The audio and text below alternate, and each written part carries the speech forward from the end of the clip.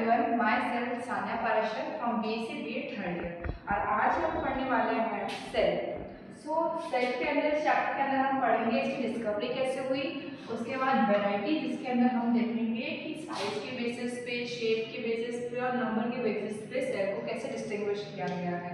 उसके बाद सेल की स्ट्रक्चर देखेंगे, फिर हम सेल का फंक्शन पढ़ेंगे और उसके बाद हम आगे प्लांट सेल और एनिमल सेल में डिफरेंस पढ़ेंगे। तो सबसे पहले हम देखते हैं सेल क्या होती है।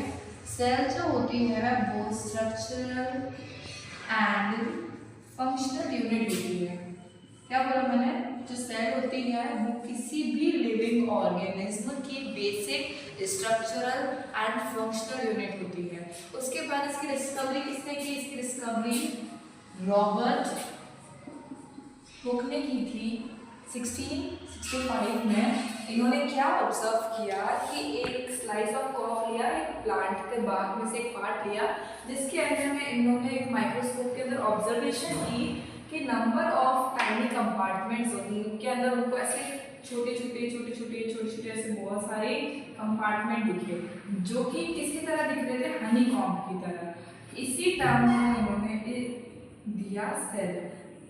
ये तो इन्होंने बता दिया, बट इन्हें ना तो सेल की स्ट्रक्चर पता थी और ना ही सेल का स्ट्रक्चर और ना ही सेल डिस्कवरी और सेल की एवोल्यूशन और वैरायटी पे आ जाते हैं हम लोग।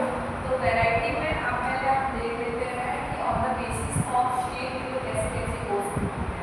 इट कैन बी फ्लैट भी हो सकती है और कॉलमनार हो सकती है, पिरामिडल भी हो सकती है, स्पिंडल शेप भी हो सकती है और क्यूबॉइडल भी होती है।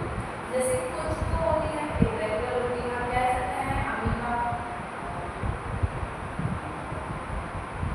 और जैसे कुछ मसल्स जो होती है वो लॉन्ग होती है, थिन होती है। गार्ड सेल बीन शेप की होती है,